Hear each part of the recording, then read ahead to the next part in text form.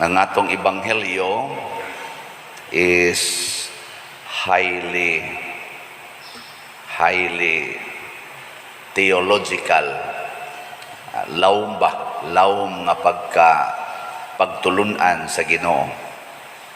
Nakasabot mo ani? Niingon si Kristo, ako ang dalan. Mao na iyang giingon sa una natong nabatian. Nya ang muari kanako iya ko nung hatagan o kinabuhi nga way katapusan. Karon iyang giingon dire, walay muari kanako gawas kon siya sa tigingon niya dire, gawas kon ang amahan nga nagpadala kanako magdani kaniya. Sa ato pa kisa may nauna, si Kristo o ang amahan? Kisay nauna ba nga ni sa atong kinabuhi, si Kristo o ang amahan? Mas nauna ang amahan nga ni sa atong kinabuhi. Kay danihon man o sa atas amahan aron ta moduol ni Hesus. Nya napagisigi quote diri nga niingon ang mga propeta, ang tanang tao tudluan sa Dios. Ana, sa to pa wa si Kristo moabot sa atong kinabuhi tudluan atas Ginoo. Nya ang mamati sa amahan ug makakat-on kaniya muari kanako mo na ingong Kristo. So kini di ang pagduol sa Ginoo mga igsoon, dili di ni ato nga kabubuton. Dili ni kun kita lang di kita kaduol sa Ginoo. Ang kani di ang pagduol sa Ginoo bunga ni sa atong pagpamati sa Ginoo nga nagsigig tudlo nato sulod sa atong kinabuhi, sa atong hunahuna o sa atong pagbati. Di ba? Naamang ginaingon nga, kana bang murabita kag danihon ka ba?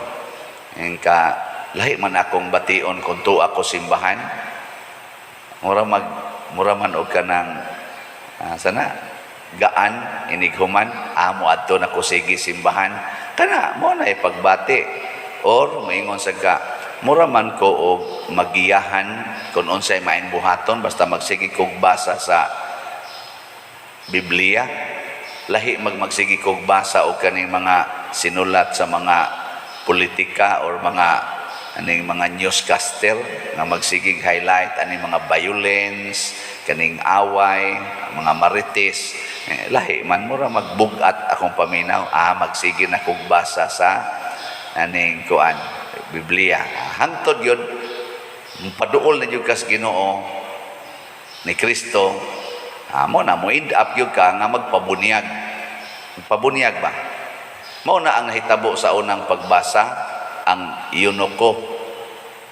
Wapa mo abot niya ang bunyag, sige siya basa, kaya ganahan man siya maminaw sa, marabag doon na siya bation ba nga magbasa sa pulong sa Ginoo. Wa siya magbasa ng newspaper pag uli niya, ang Bible.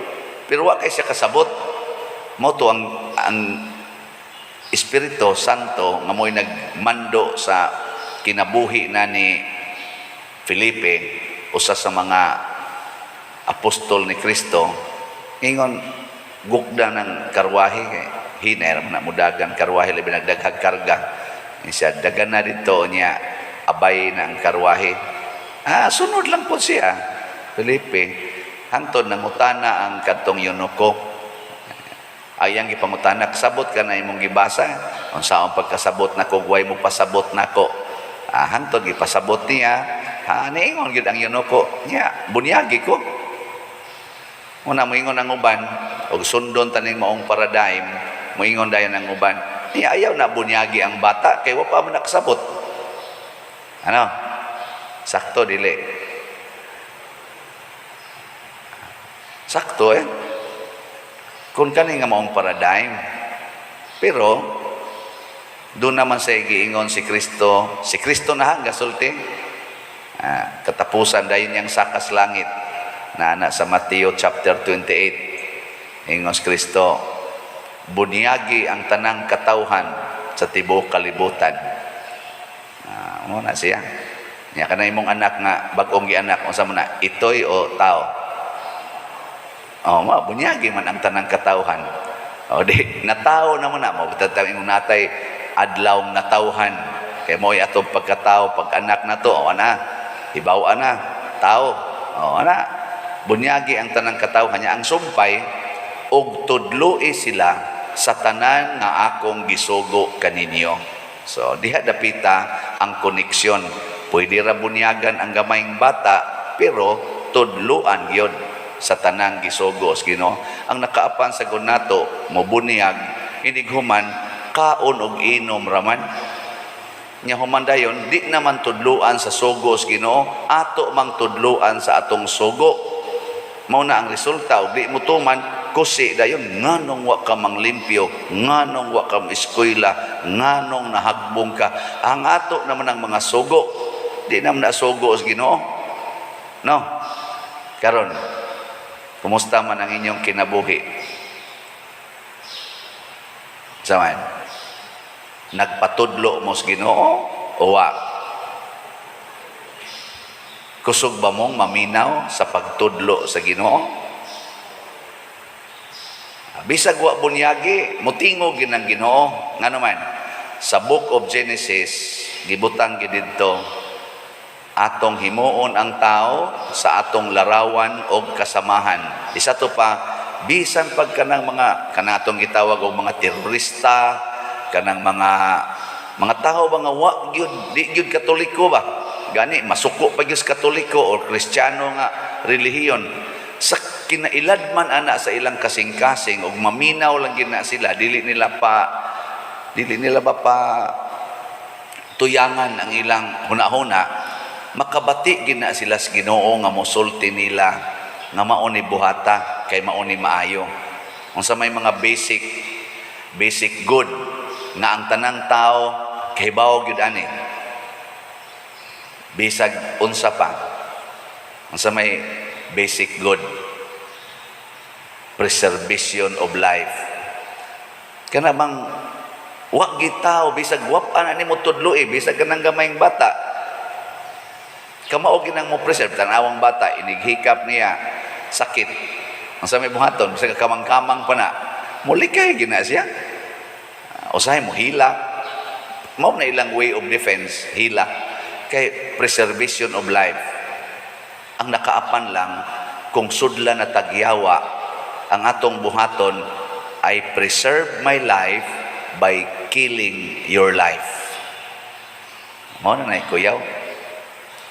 Nya mudagan na mo na karon sa atong paminaw aning atong mga politicians og magsangyaw na sila. Unsay maapil pud tang kaming mga pari. Musangyaw na sila aron monindot ang ilang image, ilang buling-bulingan ang image sa ilang kaatbang. No? Kabantay mo? Mao na sila yung mga yawanon. Kana bang magsigi og buling-buling sa ilang katawhan aron monindot ang iyang image. Parehara sa tingali na nimo, basig naiuban manugo, suya man sa iyang kaatbang nga balay nga nindot kay pagkapintal ang koral, magsugo siya mga buangon, bandali na ninyo aron mas nindot ang ako. Wala wiris-wirisan dito sa mga buangon o kanang sana kanang pintal, siritan. Habati na kayo yang koral. Ang imo na mo imunindot. Naamtana. Di ba? Natay kinaiya. Kanang gitawag nato sa Pilipino og crab mentality. Nga kana bang kabyunan ti ka para patas ta. Libakon ti ka aron patas ta. Na kana padersiano may kay na mo baligyag slat gibulsa man niya. Ano? Yatuo de kag naanas project. Oy, kawatan na padersiano. Pila ka na kamilyon ang gikawat ana diha nang kolekta.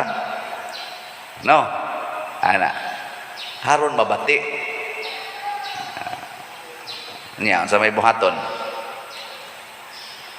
Og naay mo murag mo kabyo nato sa may atong buhaton.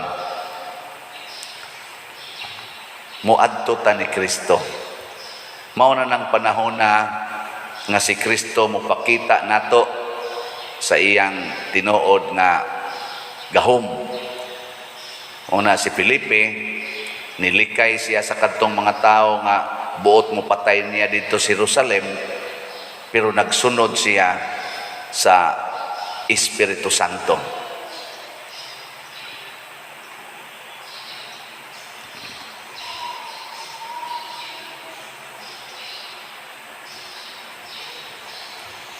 Unya kay nagsunod man siya sa Espiritu Santo, ang nahitabo naghimo siya, padayon siyang naghimo sa gusto sa Ginoo. Na murabag ang iyang kahadlok nga likay siya dito sa preservation of life man.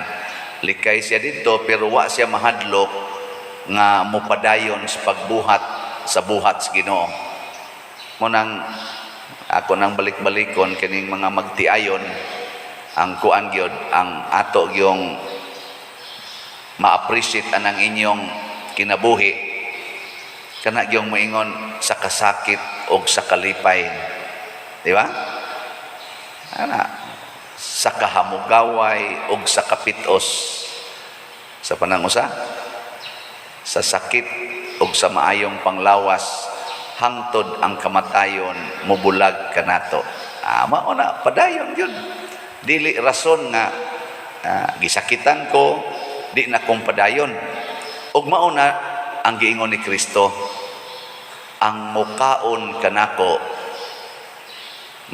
may kinabuhing way katapusan, ug ang akong ipakaon mao ang akong unod.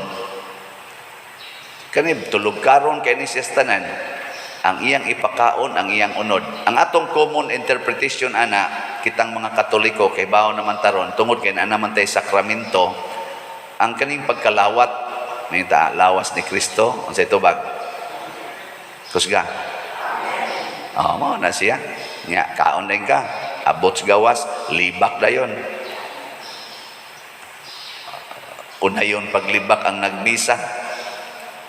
Asahan, mo na inyong gibuhat, dili. Dili. Nigabot sa balay, wap agani ka pamahaw, gayaw-yaw na, ngadtos mga anak, mga apo. Mo na inyong gibuhat. Wala na mo tingog ay. Mauna, ang tinuod ang pagkaon sa Ginoo, ang tinuod mga pagkaon, dili ang pag-ingon lang amin.